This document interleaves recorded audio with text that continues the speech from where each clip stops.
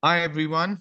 Um, Good morning, good afternoon, good evening. I know that from the time that you've joined, it is currently evening, but if you're watching this on YouTube, then good morning, good evening to you. My name is Sharang, and I represent Seed Global Education. And today we have with us Amy Duckworth, who represents Empower Admissions. And Amy, over the course of the next 1 hour, is going to take us through a little bit about what you can do with your application. And I'm going to, pass the floor or, directly to Amy. She has an introduction about herself as well and this session. And over the next few minutes, Amy will run you through what must you do now since you've attended some of our events at Seed Global Education and how you can be application ready. Because if you haven't thought about starting your application now would be a great time, especially for the fall of 2026. Amy, over to you. Thank you so much for taking our time to do this. Hi everyone, good evening. It's a pleasure to be here. I've got a few slides that I'm going to share and talk you through. So if you just bear with me one moment, there will also be time for questions at the end. So if you do have anything that you'd like to ask, then please feel free to pop that in the Q&A, and we'll try to answer as many questions as we can after the presentation. Let me just share my slides.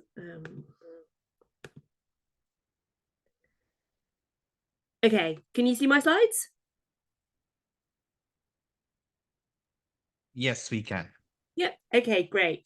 So today we're going to be talking about how to get started with applying to business schools, strategy, story, and support. So many of you have recently attended one of the Seed Global Education events. And so you might be thinking, what's the next step when it comes to applying to business school? And so we're going to talk you through a few of the key things that you need to be thinking about and how to prepare yourself for the next step in the journey. Oh, So, by way of introduction, my name is Amy Duckworth. I'm a former director of admissions. So, I've worked at both Imperial College Business School and Cambridge Judge Business School. I've got around 10 years of experience in higher education. So, I've read a lot of applications, I've interviewed a lot of candidates. So, I have some insight into what makes candidates stand out and how to best approach applying to business school. I established Empower Admissions Consulting, that's my admissions consulting firm, in 2024. And I work with business school applicants on a one-to-one basis primarily, and help them to clarify their goals and craft a compelling application strategy, to highlight their strengths and also how to mitigate potential weaknesses that they may be worried about with their profiles, and how to navigate school selection, essays, interviews, and anything else to do with applying to business school with clear guidance. So I'm basically like a kind of coach for applying to business school, essentially. So in today's session, we are going to be talking about application strategy. So when to apply, how many schools to target, how long to spend on each application, and how to choose the right application round, because many schools have multiple rounds when it comes to their admissions deadlines. So we'll talk a bit more about that as well. We'll also talk about what business schools are looking for, so key qualities and themes to think about demonstrating throughout your application, and particularly in your essay responses. And how to tell your career story, so how to structure your CV to clearly communicate what you've achieved in your professional life so far, and how to link that with your career goals and what your plans are for after your business school studies. Um, Letters of recommendation, so why schools want those, who to ask to write a letter of recommendation, and how to have that conversation with someone that you want to write that for you. Sorry. Okay, so those are the four areas that we're going to talk about today, and then, as I said, there will be some time for questions and answers afterwards. So the first thing that we'll talk about is how many schools to apply to. So generally, a lot of the clients that I work with are targeting 3 to 5 business schools for their admissions, for their applications. Sorry. generally, I would always advise people to think about choosing at least a few schools that they want to target. It doesn't mean you have to apply to them all at the same time. You may want to prioritize, but you definitely don't want to be just putting all of your eggs in one basket and applying to only one school. Particularly, if that school is very competitive, you may want to have more of like a backup option, that you consider more of a safer option, that you can apply to alongside a more competitive program. So generally, I would say 3 to 5. Some people do apply to more than that. As a minimum, I would say 2. Some people apply to more than 5, but I think at that point you just need to think about really how much time and effort you have to put into each application, and also with the letters of recommendation, how many people you're asking, and how many letters you're asking them to write, and just thinking about managing your own time alongside work and perhaps GMAT or GRE preparation. So I think definitely to apply to all at the same time, I would say more than 5 is a lot. So generally, I would say between 3 and 5. The thing is, you don't want to be applying to schools where you wouldn't genuinely be happy to study and you haven't done that research and really understand what their offering is. So it's important that each of the schools you apply to, you've really looked into, you really understand the school, their program, their offering, and you genuinely would be happy to study there. So how long to spend on each application? So I would say it always takes longer than you think. So give yourself more time, especially when you're balancing applying to business school alongside your other commitments, work commitments, personal commitments. So always give yourself longer. I generally advise people to start working with me 3 to 6 months before the deadlines that they're targeting. That may sound like quite a long time, but actually, normally, actually people do have multiple drafts of each essay. There are, definitely, you write something and then you need to have time to reflect and pause in between revisiting it. So give yourself a longer period of time, especially if you're balancing it with preparing for the GMAT or the GRE alongside the applications. I have seen people, be able to, apply in, with a month or so, but it's going to be more stressful. It requires you putting in, a lot of time, rather than spreading it and making it, I would say, easier for yourself. So if you are thinking about January deadlines, then it's really important to get started as soon as possible, because we have around 2 months now before the January deadlines. So if you are thinking about applying in January, then it's definitely the time to start looking at your applications, start thinking about what you might write about in your essays. So I would really encourage you, if you're thinking about January, then to make a start as soon as possible. So that brings me nicely to which round to apply in. So most business schools have multiple admissions rounds. Some do applications on a rolling basis. And generally, the advice from schools is always to apply early. They always say, we advise applicants to apply early. I mean, ideally, if you can apply early, so if you're thinking ahead now, if you're planning on starting a program in September 2027, then generally the applications open 1 year before. So they'll be opening the first deadline will be 1 year before. So they will open their applications over the summer 2026. And then the round 1 deadlines generally will be in September or October. So if you're planning to start a program in September 2027, then I would advise you to apply in round 1. So that would be a September 2026 deadline.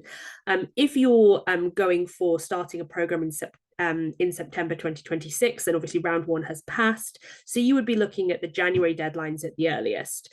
What I always advise is that it's great to apply early. Generally, schools also have more scholarship funding available if you apply early.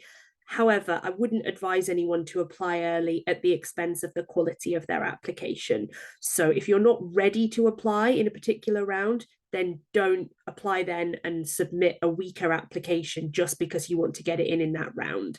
I think, that you need to prioritize the strength of your application.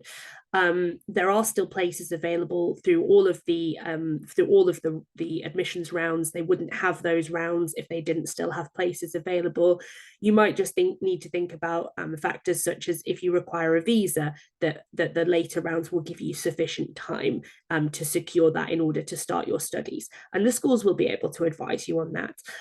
So those are my tips on which round to apply in. And then sort of the when to apply is more in terms of thinking more broadly in terms of your career. So it's important to look at the minimum work experience requirement for any program that you're applying to, and also look at the class profile. So say, for example, the minimum work experience requirement is 3 years, which for many one-year MBA programs, that is the case. If the work experience requirement is 3 years, and maybe the range, the typical range in their cohort, which they will have on their website in the class profile, is say 3 to 10 years, then you have an idea of whether that's a good fit for where you are in your career. If you perhaps have 15, 20 years of experience, then that maybe isn't going to be the right fit. You're not going to be the kind of target audience for that program. So have a look at not only the minimum work experience requirement and make sure that you meet that, but also what's the class profile, what's the range of work experience, because you need to think about who will be in the cohort, who you'll be studying alongside, and whether that's a good fit for you. So make sure that the program you're applying to is aligned with where you are in your career. So some do's and don'ts. Do make sure you meet the school's work experience requirement. Do be realistic. So if look at their eligibility requirements, look at the grades that they're asking for. So thinking about and their average GRE and GMAT scores. So thinking about whether your academics and whether your academics and whether your profile is going to be competitive for that school. And do give yourself time. As I said, the application will take longer than you think. Don't apply to schools that you wouldn't be willing to attend. So it may sound like applying to 10 schools means hopefully you're more likely to get admission to somewhere, but actually if 3 of those schools you wouldn't really want to attend, then that's a waste of time and money and effort. So don't do that. Don't pin all your hopes on one school, particularly if it's what we'd call a stretch school, if it's very competitive and you're kind of you'd really love to attend, you're putting in an application, but really it is a stretch. Don't pin all your hopes on that school. Make sure you do have some backup options, and don't rush to apply in an early round if you're not ready. As I said, don't sacrifice the quality of your application just to get it in a particular deadline. So you need to be be mindful of that. We're going to move on now to talk about some of the things that schools are looking for. So I just want to start off by busting a bit of a myth that there is an ideal candidate that schools want to admit. In reality, this is completely untrue. Schools value diversity. There is no one type of candidate that schools want to attract and admit. What they want to have is a diverse cohort of people from different backgrounds, bringing different perspectives. So definitely don't try to fit what you think is the mold that the school is looking for. What they value is authenticity and diversity. So there isn't a particular type of candidate for particularly when you're thinking about your application and your essays. Don't try and write what you think the schools want to hear, because what they are looking for is that authenticity. But there are some key qualities and themes that they are looking for. So they are looking for candidates with good collaborative skills. They're looking for candidates who are intellectually curious, who have good communication skills. They're looking for candidates who have good self-awareness, good ability to self-reflect. Leadership potential. So I'll pause and talk a little bit more about this one. So you don't necessarily need to have had leadership experience already. They're looking for leadership potential. So if you haven't already had unless you're applying for an executive MBA where they will expect you to have had that management and leadership experience, if you're applying for a specialized master's or a full-time MBA program, it's not necessarily a requirement that you've had leadership experience, but what they are looking for is leadership potential. So you want to be demonstrating that through your application and your CV, and through activities that you've been involved in, maybe outside of work. Maybe that's where you've had the opportunity to show that leadership potential. Open-mindedness, you're remembering that you're going to be in a cohort full of diverse candidates. You need to be open to other points of view and other ways of doing things. And a global perspective. Ideally, if you've had some international exposure through work or study in a different country, that's great. But perhaps you've worked in a diverse team, or perhaps you've worked with a diverse portfolio of clients. Thinking about how you might demonstrate that global perspective, because that's something that the schools value. And then in terms of telling your career story, this is where we'll talk about the purpose of the CV in the business school application. So your CV shows the impact that you've had in your professional life so far and links to where you aim to go. It should demonstrate your key career defining accomplishments. So that would, also include your growth, leadership, and your potential. And it's going to showcase that you'll be an asset to the class and the school. So not just now, but also in your future career when you're an alum of that school. Sorry. So the CV, think of the CV as like a snapshot of your profile. So the school also has lots more information as part of the application. They have your essay responses, they have your academics, they have all of the other elements that you've included. The CV is like a snapshot. It's like your introduction. So we'll talk a bit more about how to structure it and what to include, but you don't need to get every single detail onto the CV. It's more like an introduction to yourself. So what to include? So your previous academics, so that would include the subject that you studied, the institution, and the grade that you achieved. And I wouldn't advise translating that grade into any other grading system. Just include it as it appears on your transcript from your home institution. You should also include any professional qualifications, so that could be things like CFA or CIMA, any professional qualifications that you've done. You should include those on the CV. Then your work experience, and for each role that you've held, you should include your job title, the company name, the location, and the dates. And make sure that if you've held multiple roles at one company, make sure you include those individual roles, because what that's likely to reflect is that career progression, which is something that the schools are looking for.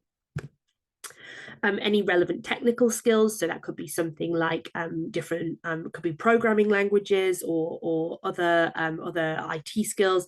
So think about including relevant technical skills. Then any key achievements, so any awards or recognitions, that could be academic or it could be professional. And then your interests and extracurriculars, so things that you're doing outside of work. And this is quite important because this shows that you are a well-rounded person. It shows a bit more of your personality. It's also important to provide some context. So don't just put for example, don't just put one word. Like, for example, you might put football. Don't just put football if actually you've been coaching a youth team or something. Make sure you give the context. Don't just put like playing piano if actually if you've achieved if you've achieved a particular grade and give performances, then include that.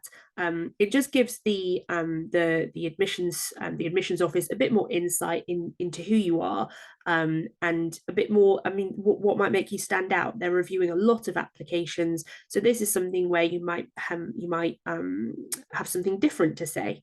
No pressure if you don't. It's not going to necessarily make or break your application. But if you do have something to include, then even if you think, oh, it might not be strictly relevant, I would advise including it. And then what the schools are looking for. So academics, they are looking to see your previous academic achievement, because of course that's a strong indicator of future academic performance. So previous academics are important. If you have a lower undergraduate GPA, and perhaps you think you're a bit concerned about that, then a higher GMAT or GRE can help to offset that and to compensate for a lower GPA. Career progression, so whether that's in the form of formal promotions or whether it's just taking on additional responsibilities, it's important to show how your career has developed and how you have grown in your roles and taken on more responsibility. International exposure, we talked about that a little bit already. That doesn't necessarily mean living or studying or working in a different country. It could just be about the types of colleagues, clients, or projects you've been involved in. And again, if you don't have this, it's not a deal breaker, but it is something to highlight if you have had it. And then for each role that you've had, achievement outcome focused bullet points demonstrating drive and initiative. Your CV shouldn't just read like little mini job descriptions of the roles that you've had. It should be specific to you, personal to you. What have you achieved in that role? What was the what outcomes did you achieve? So you need to focus on, for example, if you can quantify any outcomes that you achieved, then it's always advisable to do that. But focus on where you've shown initiative, where you've had ownership of things, where you've achieved a particular result. Those are great things to include. It shouldn't just be a kind of generic job description of the role. It should be written with clarity, impact, and relevance, and it should demonstrate a range of transferable skills. So something that you might not think is directly relevant for business school actually, could be quite relevant because it shows a transferable skill. So always think about experiences that you've had through the lens of what transferable skills did I get from this. You might think, oh, it's not strictly relevant, maybe business school wouldn't be interested in this, but actually there's a really good transferable skill that you develop there. So it could be important. And the other thing that I would just reiterate is that schools generally take a holistic approach when they're reviewing an application. So that means that you might be weaker in one area but stronger in another. It's not that there isn't particular weightings that they apply to things. So you might have one area where you are less confident and you think, oh, that's a bit of a gap, but other areas where you're very strong. So please don't worry if you think that there's an area where you're not competitive. It's about the application and the candidate overall. So don't get too hung up on one particular area that you think is weaker. But the CV should show clear personal impact, and it should show who you are, a bit of personality. What have you achieved? What are you about? What kind of profile would you be in the cohort? The format for this CV. So ideally, this should be one page. Most schools prefer a one-page CV. Some of them specifically say they won't accept more than one page, but definitely no more than 2 pages. If they provide a template, then definitely make use of it, because that's the format that they are used to seeing things in. Everything is clear, it's where they expect it. It also means that you'll include everything that they specifically want, and there can be some small differences between templates from different schools. So do take the time to put your CV into their template. It does also just show that that effort, and that that you've actually bothered to put your CV into their template, which I think is in your favor. I would advise against the use of color and images. It's not really the place to get creative. So generally, all of the templates that I've seen, at least, are all kind of fairly standard black and white. So yeah, it's not not the place for showing off your artwork skills. Then we'll move on now to letters of recommendation.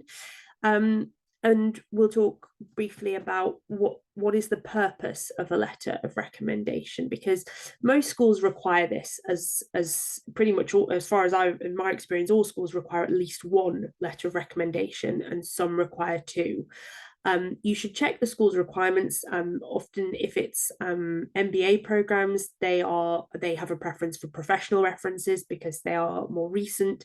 If it's specialized masters, they may also accept academic references, or they may say either. So have a look at the school's requirement. But yeah, it's generally it's going to be it's not just a character reference. It is going to be professional or academic. And what is the purpose of this? What's the value from the perspective of an admissions officer? Well, it offers an external perspective on the candidate. So this is, someone else's view of the candidate, someone else's perception, someone else's take on what the candidate has said. It provides insight into character and soft skills. So you might have written, certain things about what your skills are and what your strengths are. This is somebody else's insights. So it can be quite, it can be very useful for admissions office to have that. It also adds credibility to the application. So this is what, you've said certain things about yourself.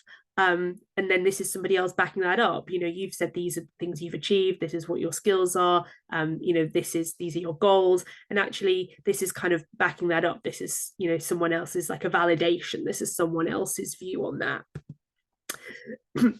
It demonstrates evidence of and examples of qualities and skills in practice. So a good letter of recommendation should include detailed examples of projects you've done, of things you've achieved, insights into how you've performed in certain situations.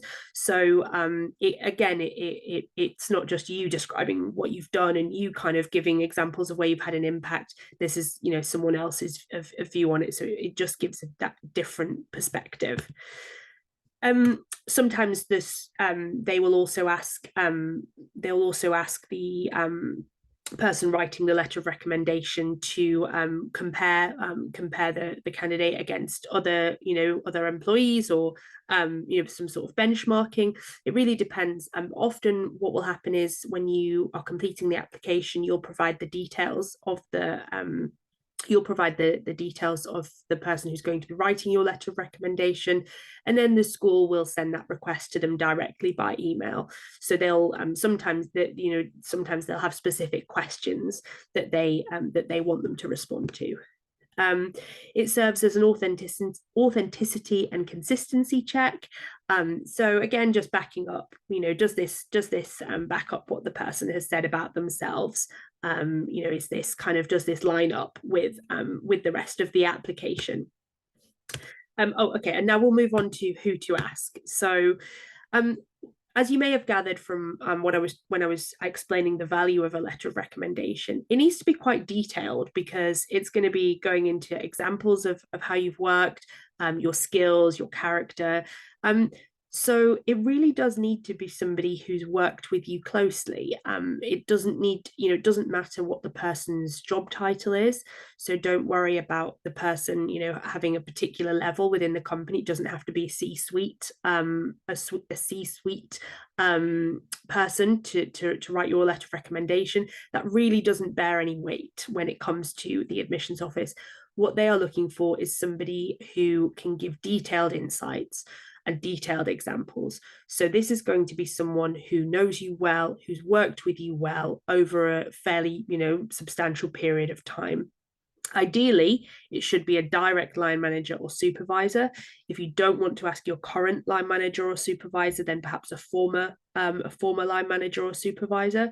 And some schools specifically state that it needs to be somebody who is your line manager or supervisor. So do check the school's specific requirements.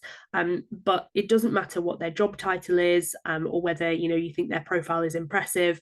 That isn't the purpose. That isn't what the schools care about.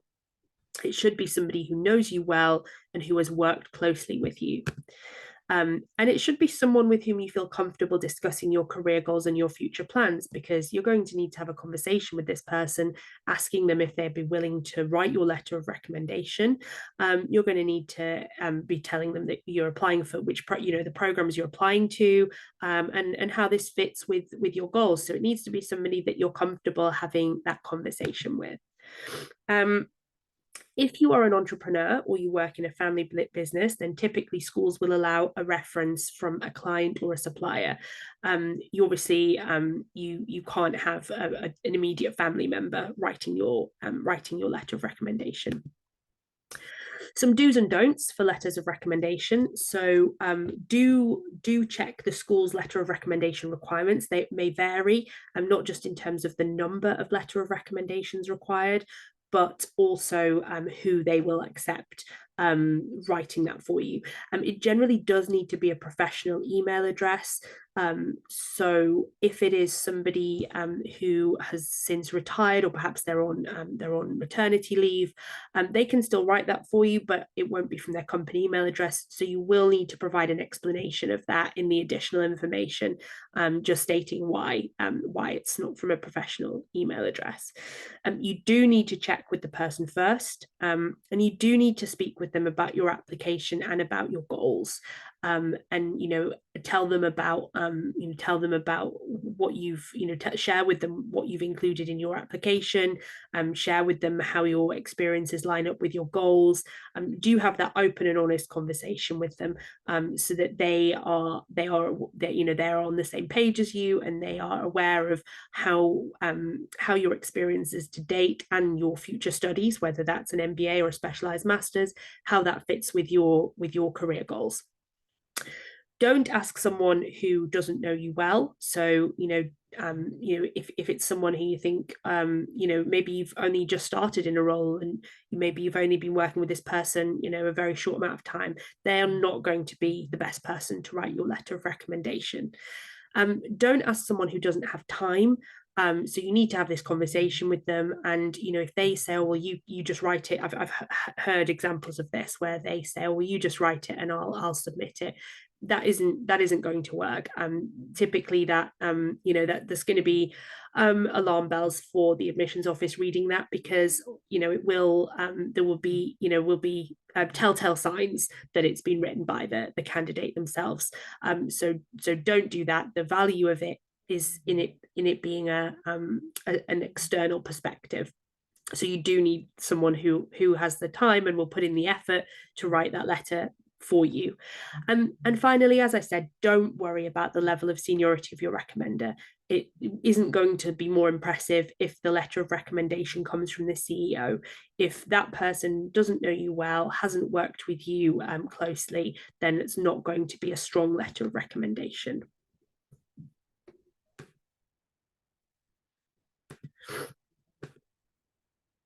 Okay, so we are now that concludes the slides and the presentation that I wanted to share. If you do, we'll do some questions and answers now. But if you do want support with your business school applications, then have a look at my website. You can see the services that I offer. And if you are interested in working together and having kind of one-to-one guidance on your applications, then you're very welcome. You're very welcome to reach out to me. I do have on my website an option to book a free introductory call, and that's basically an opportunity for us to have a chat about your goals, and about what I offer, what might be a good fit, and whether it's a good fit to work together. So do feel free to have a look at my website and drop me a message if you're unsure on anything. So I'm now going to hand back to Shirang to go through questions for us. Thank you so much, Amy. I think that was really special to understand from a seasoned professional like you as to what it takes from an application standpoint. My apologies, my video is currently not working. But what I encourage the participants to do at this stage is that use the Q&A tab to ask any kind of burning questions that you might have with reference to your application. And I know that all of you might have certain questions. So, I'd recommend that you use the Q&A tab like, one person so far has. And I'm going to start with that, Amy. I think the Okay. question is around the CV or the resume that we spoke about initially. Could you throw some light on the difference between a resume that is used for business school versus the one that's used while applying for jobs? So I think that is Yeah. going to, help us because we it is important to tailor your resume to every job that you apply to. But similarly, do you also recommend tailoring your resume to every school that you apply to? Yeah, so typically that's a good question, and one that people are often a bit unsure about, because normally the CV that you have, that you're kind of using, it is for job applications.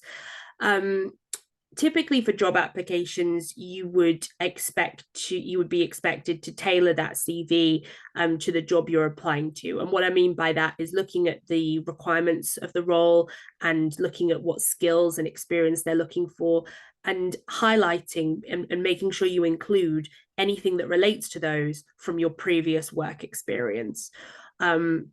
So it might be that you're applying for a role that's a bit different from what you've done previously, but there's lots of transferable skills and lots of things that you have developed in previous roles that are relevant for this new role. So it would be about making sure that the CV clearly shows that. You wouldn't just be submitting the same generic CV to every role. You would be tailoring that and looking very closely at what the requirements are for the job that you're applying for. When it comes to a business school CV, you typically, if you're applying, for example, to MBA programs at multiple schools, you typically wouldn't really need to tailor the content of the CV for each program. So you'd be able, it's more the format that you might need to adjust, but the content, if you're applying for multiple MBA programs, the content would be likely very, very similar, or if not exactly the same. But it's about highlighting your impacts and achievements, and what the schools are looking for is kind of what you've achieved so far, as as that's a predictor of future success. So what you've achieved so far, they're looking at how you'll contribute to the cohort, how you'll be proactive, how you'll use your initiative, how you'll be how you'll make a contribution to the class as well as the school, and then as an alum as well. So it's not necessarily the content that will change, and it's more about focusing on the key impacts and achievements in each role that you've held.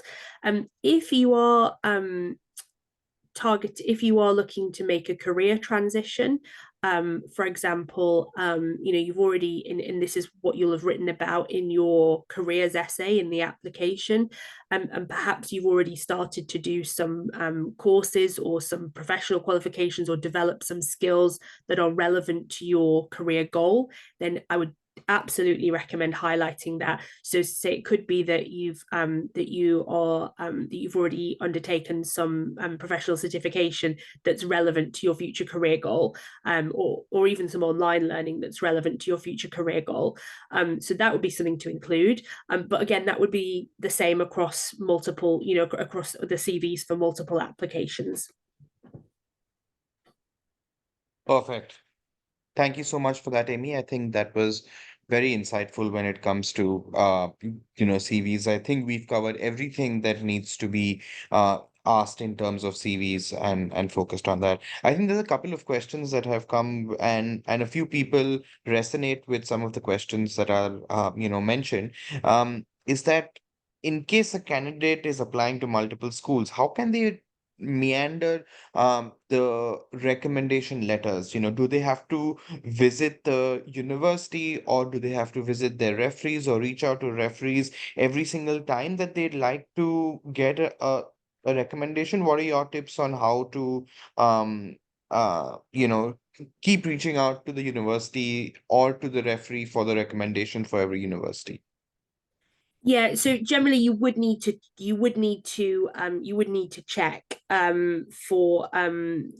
check for each one, unless they're using like unless there's a system for some schools, I believe, have a system where the letter of recommendations are shared.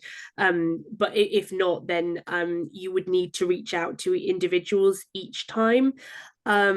And that's why I was talking about the number of schools to apply to as well. So applying to, say, 10 schools is likely going to present a challenge when it comes to, you don't really want to ask the same person to write a letter of recommendation provide it 10 times. And also you probably don't know 10 people who would be suitable to write a letter of recommendation for you. So this is a concern a consideration when you're deciding which schools to apply to and how many schools to apply to. But yeah, you generally would need to check with them, because they don't write a letter of recommendation that you then hold and share with the schools. The way it generally works is that you provide their contact details in the application portal, and then they will receive that request directly from the school. Perfect. Perfect. Sounds good. I think Malak has the next question.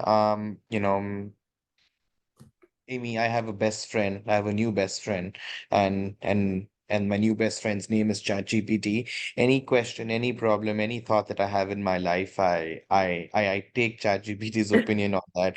What is your take on using AI in ensuring essays? And if yes, then how can you use that? If not, then could you throw some light on that, please? Yeah, sure, no problem. It's a really good question, and one that's coming up a lot at the moment.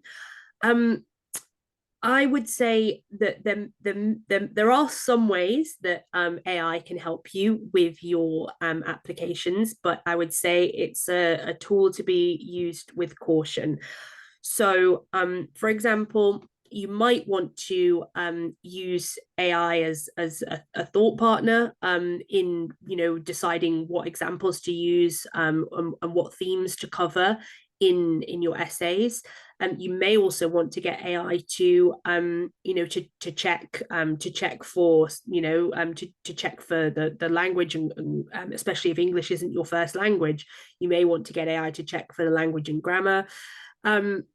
What I would really advise against is relying too heavily on it, and particularly to write your essays or other elements of your application. And the reason that I say that is that the content that you will get through AI, such as ChatGPT, is likely to on face value sound okay, but it's going to be quite generic. Really, the schools value authenticity, and the essays and other elements of the application should be personal to you. And ChatGPT or other platforms can't do that because they're not you. So it's, you know, it's really important that I think if you start off where you're asking ChatGPT to draft something for you, and then you try to reverse engineer it to sound like you, that can be really tricky because you've got something that you read and you think, oh, okay, that sounds okay, sounds half decent, and you've then got to try and like take it back to change it to sound like you. I think really you don't want ChatGPT to be doing your drafts for you. I think you can draft something yourself. You can then put it in ChatGPT or another AI platform and say, please could you give me some feedback on this, acting as an admissions officer at X business, whichever business school, X business school. You can use it like that. You can use it as a critical friend, a thought partner. Don't ask it to write your essays for you because they will be generic. They'll lack that self-reflection. They'll lack that personality. So I would really advise against that. In terms of whether schools can tell that you've used ChatGPT or other AI platforms, there's sort of mixed information on AI detection tools. I think there's questions about reliability and false positives. However, you can tell by reading something, whether someone's heavily used ChatGPT. It's really quite obvious. So that it just won't be very good. It will be kind of average, generic. So I would use with caution. Check the schools.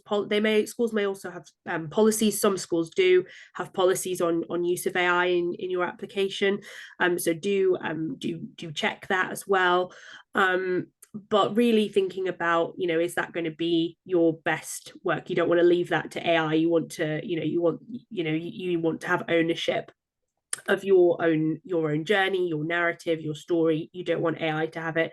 And the other thing to be careful about using it is that the way that platforms like ChatGPT work is that they pull information from all over the web. So you could be inadvertently referencing modules or projects or even professors that aren't currently at the school anymore, because ChatGPT may have pulled information from archived pages. So really you need to do your own research. You need to fact check anything you get from ChatGPT because it may not be current, and that's another telltale sign from a school's perspective that you haven't really done your research. And I hope that helps. So it can help you, but be very intentional about how you use it. Don't rely too heavily on it. Using it for ideas, using it as a thought partner, using it as a critical friend to give feedback, are all potential good uses. But it can't write your application for you. Only you can do that. Perfect. Thanks so much for that, Amy. My next question, and I'm sorry, I'm just going to quickly jump from question to question. We just have 13 minutes to go, and we have quite a few questions. Okay. I think we'd like to understand a little bit, Amy, about the English language test. Now, the IELTS, TOEFL, and I know that the requirements might differ from Yeah. university to university, country to country. Could you throw some light on, because there are about 4 questions about the English language test. One interesting question is that you mentioned that GMAT and GRE score can offset a low GPA, right? But can this same task also be conducted by the English language test, or what's the role of the English language test? No, not really. So the English language test is more just about showing that you meet a certain level of English language proficiency. So I wouldn't say that could be used to offset a lower GPA. No, that's something that's more the GMAT or the GRE, or even if you've got certain professional qualifications, that could help offset a lower GPA. The English language is more just meeting that requirement to show you meeting a requirement to show that you've got that level of English language proficiency. Schools will have different policies on what level you have to achieve and which tests they accept, whether it's just TOEFL, IELTS, or some may also accept others such as Duolingo. So you need to check the policies of each school. If you've already studied in, if your studies have been in English, this is a question that comes up often, that people will say, well, my undergraduate studies were all in English. Everything was taught in English. Do I still have to do it? And in some cases, and in a lot of cases, yes, because it's not based on the language of the teaching of your studies, it's based on the location of your institution. So if it wasn't in a majority English speaking country, then likely, yes, you would still have to do TOEFL or IELTS. Some schools allow you to apply without the English language score and for it to be a condition of your offer. So do make sure you check that, because some schools require it at the point of application. For other schools, it can be a condition of an offer.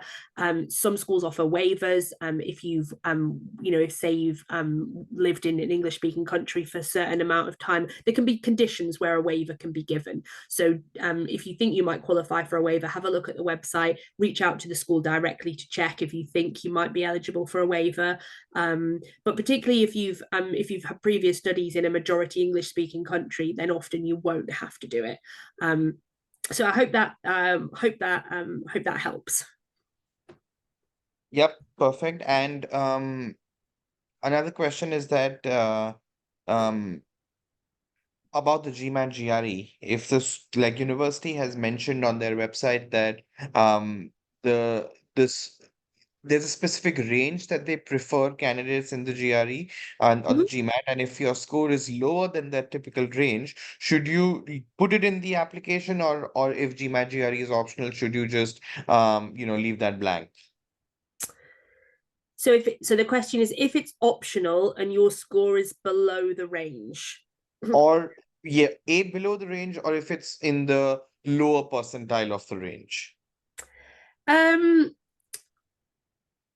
So if it's optional and you don't think that your score is going to add any value to the application, so it's difficult to advise without knowing kind of other details.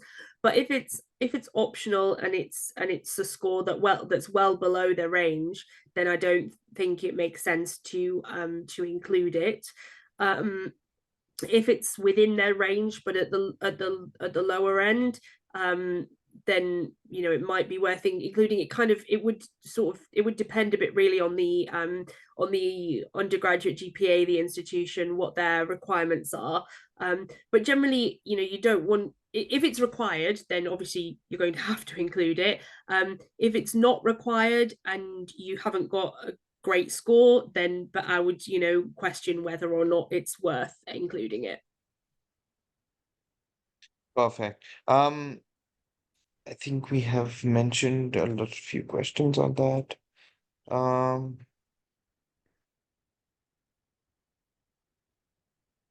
right. I think there's a question around quantitative programs. So I think we can see a candidate that is applying to a quant heavy focus programs, but they don't have the respective quant skills. Where are places where candidates can up their quant skills game to make them ready to apply, or should you explain in your SOP, like mentioning relevant coursework?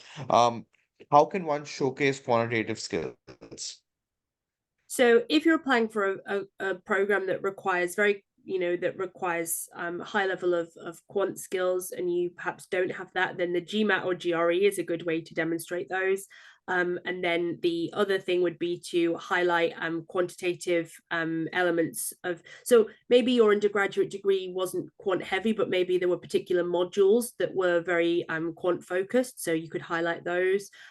Any particularly quant focused elements of your work experience, and then any other, if you've done any kind of other courses or professional qualifications that are quantitative, then you would need to highlight those. Great. Thanks for that. I think one of the first questions that is always there is that how many schools should you apply to. If you're applying to top schools, do you need to include B tier universities, or should you only apply to the ones that you are really keen to go to? A lot of consultants talk about applying to universities that are punching above your weight, some, and then some Stretch schools. universities. Yeah, yeah. Yeah. So could you just repeat that, Yeah. that particular part for the benefit for everyone? Yeah, sure. So I would generally say that that between 3 to 5 is a good number to apply to. If you want to apply to more, then that could make sense, but maybe not all at the same time. You maybe want to prioritize, for example, in the earlier rounds, applying to certain, applying to your top priority, and then maybe late, that you then have other sort of fallback options for later in the cycle. This is if you're going for round one, and then you've got the luxury of the rest of the cycle to apply to other schools. I wouldn't apply, say you decide, okay, I'm going to apply to 5 schools. I would not apply to 5 stretch schools. You need to balance it with a couple of, perhaps safety, call them safety schools that you think are slightly less competitive, where you feel you have a higher chance of admission. It doesn't make sense to apply to 5 stretch schools. You need to have a couple of kind of backup options in there. But I would say that it isn't worth applying to a school that you wouldn't be willing and happy to attend, because a business, a master's or an MBA, it's a big investment of time, money, effort. So you do need to still do your research on those other schools, and you do need to make sure that you're applying to somewhere where you would be willing and happy to study.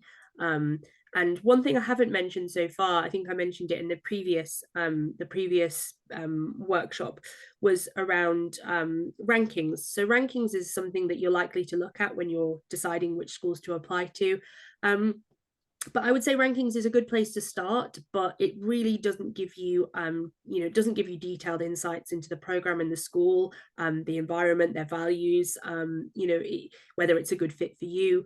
So rankings is a useful place to start, but it's not something. I wouldn't advise anyone to make decisions on where to apply based solely off the back of rankings.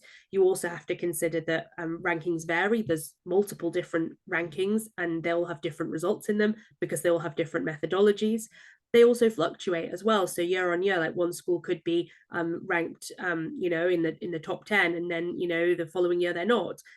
Are they doing anything different in that time? No, probably not. It's just that there could be a change in the methodology, could be a change in the alumni responses to the surveys. It could just be that something else has changed with another school. So don't make a decision purely off the back of rankings. Generally, it's someone else's opinion. Great. Thanks for that, Amy. I think there are a couple of questions around age, and I know that this differs program to program, but could you throw some light on age and work experience for 3 kind of programs? Let's look at the master's programs, an MBA program, as well as an executive MBA or an EMBA program. Yeah, sure. So master's programs are generally considered to be pre-experience programs. So either you don't need work experience specifically, and they may want to see like internships or work placements. And if you have got some work experience, it's generally generally under 2 years of work experience. So those are for less experience, those are for new graduates, very early career. Then you've got your MBA programs, like kind of full-time MBA programs. Those are typically it's normally minimum 2 or 3 years work experience, and those are generally considered to be more like mid-career programs. It's typical for schools to focus on amount of work experience rather than age. They wouldn't have minimum age requirements. It's more around work experience. And it's not necessarily the amount of experience, it's more as long as you meet that minimum requirement, it's more what you've achieved in that experience in that time. So for an MBA program, they would expect you to have already had some career progression. So just because you've, say, got 9 years experience, that doesn't mean you're going to be more competitive than somebody who's got 4 years experience. If in that 4 years experience, the person has, achieved career progression, shown really good impact and achievement. So it's more about it's not just the length of the experience, it's also what you've achieved. So have a look at the range in the cohort as well. So typically for a full-time MBA, it's generally the lower end would be 2 or 3 years, which is normally the requirement, and the higher end for a full-time MBA would normally be kind of 10, 11, maybe 12 as a maximum kind of years would normally be what you would see in the cohort.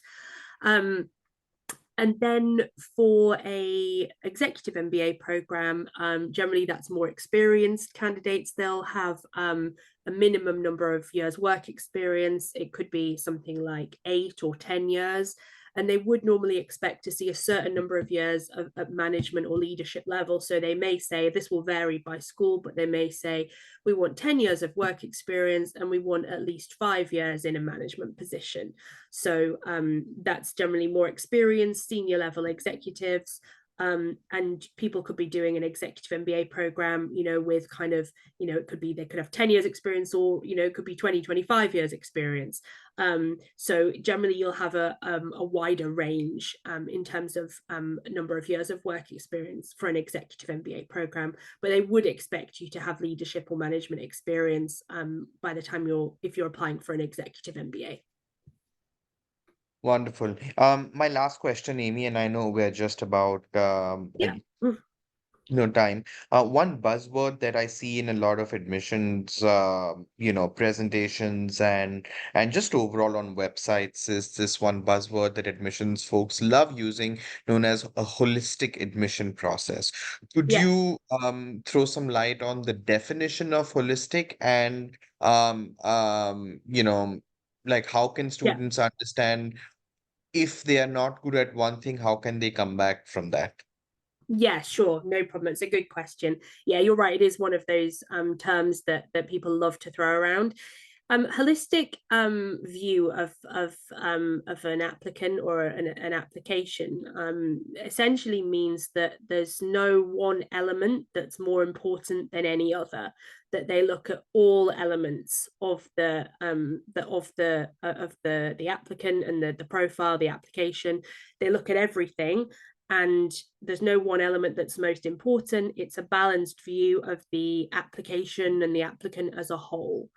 So what that means is, for example, if you had a 700 GMAT score, which obviously, really high GMAT score, that does not mean that you're going to get in because that's a great GMAT score.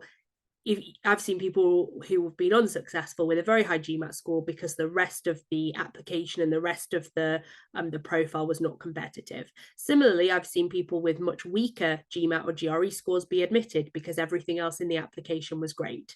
So it doesn't, there's not one element that's like, okay, that's the most important, the rest are just kind of supplementary. That isn't the case. It's really about the candidate and the application as a whole. It's also about showing that you have showing that you've got a clear rationale for studying that program at that institution, and that you've really done your research, that you've used your initiative, that you have a good understanding of the school, the program, what they offer. You've been in touch with current students, with alumni, that you're making a well-informed decision, and that's something that they are also very keen to see.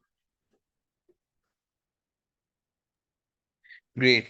Amy, thank you so much for that. That's really insightful. Over the last 1 hour, we've learned a lot about, the overall admission process and how admission directors think, making all the candidates who have watched this video, listened, as part of the Zoom meeting, some great insights about, application. Amy, thank you so much for taking our time, especially on a Sunday evening. I know the audience here, it's the first working day of of the week for most of the audience, but for us, it's a Sunday. So thank you so much, Amy, and thank you so much, especially to all the folks that have stayed all the way here. And if you're watching this on YouTube, please do like, comment, and reach out to Seed in case you have anything. But also, more importantly, reach out to Empower Admissions and Amy, because she's one hell of a person in the higher education space, and would give you some great insights on your study abroad journey. Amy, thank you so much once again, and we appreciate everything that you do. You're very welcome. It's been my pleasure. Have a good rest of the evening, everyone. You too. Bye bye.